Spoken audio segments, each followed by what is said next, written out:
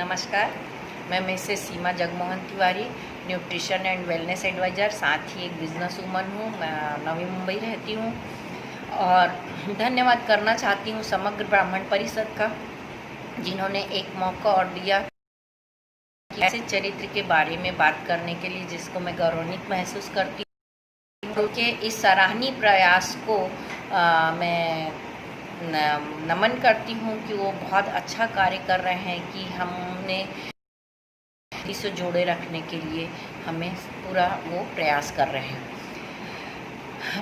पौराणिक काल में ऐसे बहुत सी स्त्रियाँ उत्तम और आदर्श चरित्र का माना जाता था। उनमें ही सबसे उत्तम स्त्री जो है वो है माता सीता। उस चरित्र के बारे में बात करना सच में एक बड़े, क्योंकि हम ज़्यादातर जब रामायण पढ़ते हैं तो सीता जी का प्रसंग तो आता है और लेकिन ज़्यादातर राम और रावण की ही बातें होती हैं, हनुमान जी की बातें होती हैं और सीता जी की बातें ही दब सी जाती हैं। लेकिन आज के संदर्भ में यदि उनका देखा जाए तो हमें वो एक हमारे लिए प्रेरणा स्रोत है। पौराणिक काल में उन्होंने एक अदम्य साहस का परिचय दिया है, तो वो हमको हमारे लिए सच में आज भी वो बहुत मायने रखता है। क्या है कि वो एक मतलब हमारे गृहस्थ और कामकाजी महिला सबके लिए वो एक आदर्श है। उनके माता पिता कौन थे? तो एक बार मिथिला के राजा जनक जो थे, कहा जाता है कि उनकी वो बड़ी पुत्री थी और उन्होंने उनका इसीलिए जानकी भी कहा जाता है। और एक बार उनका जो है कि मिथिला में भयंकर सूखा पड़ गया, तो सूखा पड़ने के कारण राजा जनक चिंतित हो गए और उन्होंने प्रयास किया कि कैसे इस संकट से निपटा जाए। तो एक ऋषि ने उन्हें सलाह दी कि आप यज्ञ करें और राजा हैं तो आप यदि खेत में हल जोतते हैं तो आप इस संकट से उबर जाएंगे। तो उन्होंने वही किया और जब वो हल जोतने के वहाँ पर उनका हल एक सोने की डलिया से टकराया और जब उसको निकाला गया तो उसमें एक बहुत ही सुंदर कन्या थी और उनको उस गोद में लिया और उन्होंने उसे सीता नाम दिया। ये तो उनका जन्म हुआ। उस चीज़ से आज के संदर्भ में एक हम देखते हैं कि जैसे कि बहुत सारी बच्चियां हैं, स्त्रियां हैं, महिलाएं हैं, जिनको कोई अस्पताल में छोड़ देता है, कोई अनाथ आश्रम में छोड़ देता है, किसी को अच्छा घर मिल जाता है। और उन महिलाओं को हमको ये सीख लेनी चाहिए सीता जी से कि उनके माता पिता का नहीं पता था। वो एक राजमहल में बहुत ही सुंदर ढंग से पली बढ़ी और उसके बाद उनकी शादी हुई रामचंद्र जी से। रामचंद्र जी राजकुमार थे, अयोध्या के राजा दशरथ के पुत्र थे। उसके बाद वो पुत्रवधू बनकर अयोध्या गई। वहाँ भी उन्हें मान, वैभव, सम्मान सब कुछ उनके मिला और उन्होंने उसके बाद में रामचंद्र जी को जिस दिन राजतिलक होना था उसी दिन ही उनको वनवास सुनाया जा रहा है कि उनको 14 वर्ष का वनवास जाना है। यहाँ पर देखिए कि कहते हैं आजकल लोग कि आप कोई सीता तो नहीं हो, लेकिन एक सवाल ये भी है कि यदि सीता होना आसान नहीं है तो राम बनना भी आसान नहीं है, क्योंकि राम भी मर्यादा पुरुषोत्तम थे। वो उतने ही पत्नीव्रता थे जितनी कि सीता जी पतिव्रता थी।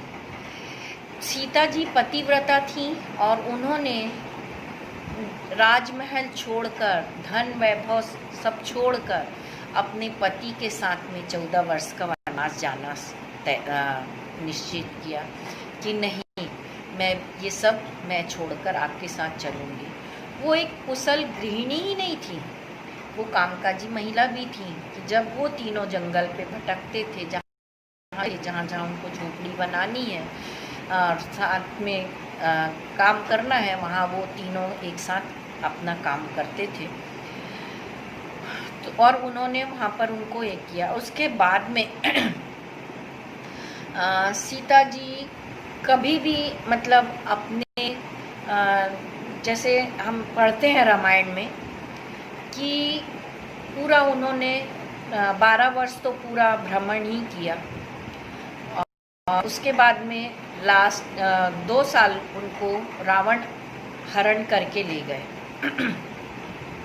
रावण के हरण करने के बाद उन्होंने उनको ले जाकर अशोक वाटिका में रखा और अशोक वाटिका में वो राक्षसियों के प्रहरे पे रहती थी। और रावण जो है वो उनका देखिए वहाँ पर वो अपना शालीनता, अपनी शीलता, अपना धर्म को, अपनी शांति को बरकरार रखते हुए वहाँ हर पल वो राम नाम का विस्मरण करते हुए वहाँ पर वो रहती थी। और रावण जो है वो अपने साम दाम वेद की नीति के तहत उनको बरगलाने की कोशिश करता था, उनको मनाने की कोशिश करता था कि वो तो राम है, वो तो जंगल में वनवासी है, फिर रहा है, वो तुमको कहाँ ढूंढेगा, कहाँ ले जाएगा, आप आओ, मेरी तो सोने की लंका है। लेकिन उन्होंने अपने पतिव्रता धर्म का पालन करते हुए उन्होंने कभी रावण की तरफ आंख उठाकर भी नहीं देखा। इस संदर्भ में एक कहानी कही जाती है कि सीता जी के हाथ में हमेशा एक तिनका होता था जब रावण आते थे तो उससे जुड़ी हुई एक प्रसंग याद आ रहा है कि कहा जाता है कि जब सीता जी शादी होके अयोध्या आई और खाना उन्होंने परोसा तो खीर के कटोरे में एक घास का जो तिनका था वो उड़ के दशरथ जी के कटोरे के में जा रहा था। तो वो जो है सीता जी वो देख रही थी और वो पुत्रवधू थी तो वो कुछ कह नहीं पाई और उन्होंने उस घास के तिनके को घूर कर देखा तो उनके वो घूरने मात्र से ही वो तिनका जो है वो जलकर वहाँ भस्म हो गया।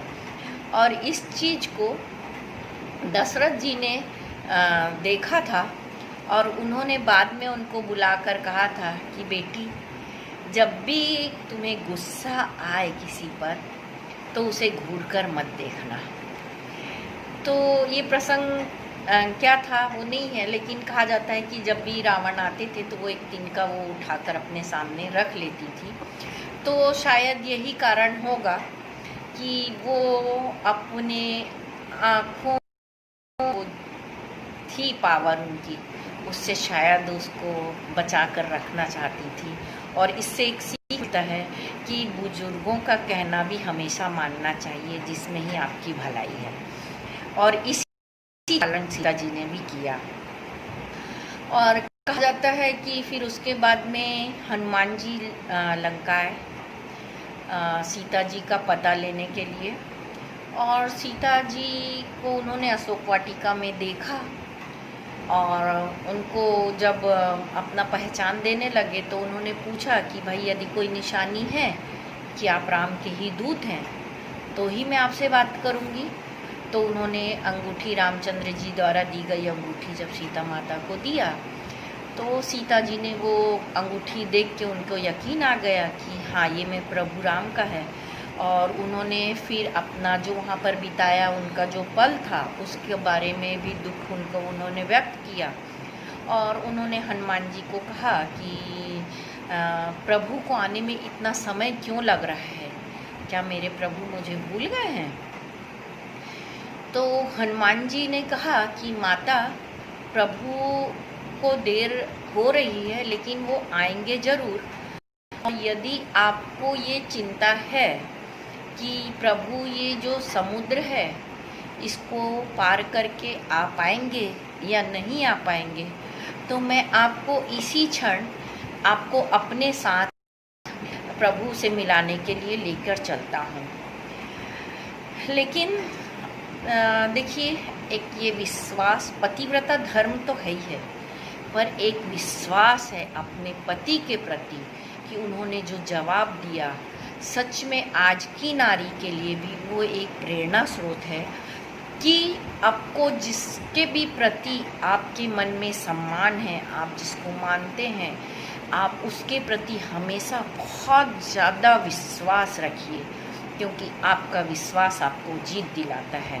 उन्होंने कहा कि नहीं, उन्होंने हनुमान जी की शक्ति को तो देख लिया और उस शक्ति का उनको परिचय मिल गया था, लेकिन उन्होंने कहा कि नहीं, मेरे प्रभु आएंगे और मैं तब उनके साथ ही जाऊंगी। और उन्होंने वही उस प्रण को लेके उन्होंने वहाँ रहे। फिर रामचंद्र जी आए, उन्होंने युद्ध किया, सीता माता को छुड़ाया, माता जी को अग्नि परीक्षा देनी पड़ी और उसके बाद वो अयोध्या गई और अयोध्या में उन्होंने फिर से वहाँ पर लोगों की बातों को सुनकर उन्होंने वाल्मीकि आश्रम में वापस तपोवन में रहने का फैसला किया और वहाँ उन्होंने 2 जुड़वा जन्म दिया। और बच्चों को जन्म देने के बाद वही बच्चे जब 5 साल के हुए और अश्वमेध यज्ञ में राम जी से युद्ध किए, रामचंद्र जी ने जाना कि हाँ, ये मेरे बच्चे हैं। उसके बावजूद भी उन्होंने उनको कहा कि आप यदि सच में पतिव्रता हैं और ये बच्चे मेरे हैं तो आपको उसका परिचय देना होगा। और उस समय माता सीता ने धरती को मुँह झुकाकर उन्होंने माता से, धरती से प्रार्थना की कि यदि मैं सच में पतिव्रता हूँ और मैंने राम को छोड़ कभी किसी का स्मरण नहीं किया है, तो आप फट जाइए और मुझे लेकर जाइए। और धरती फटी और एक सोने के सिंहासन में धरती माता जो है आई और वो सीता जी को लेकर गई। इस तरीके से उन्होंने अपने मतलब जीवन में एक पतिव्रता होने का साहस दिया। और उस सीख से हमको सीख मिलती है कि आपको हमेशा अपनी शक्ति, अपनी शालीनता और अपने साहस को बनाकर रखना है, अपने धर्म को निभाना है और उसकी रक्षा करनी है। और बस इसी के साथ मैं यहाँ पर अपना ये आज का जो विषय है उसको समाप्त करती हूँ और एक बार फिर से समग्र ब्राह्मण परिषद को धन्यवाद देना चाहती हूँ। नमस्कार।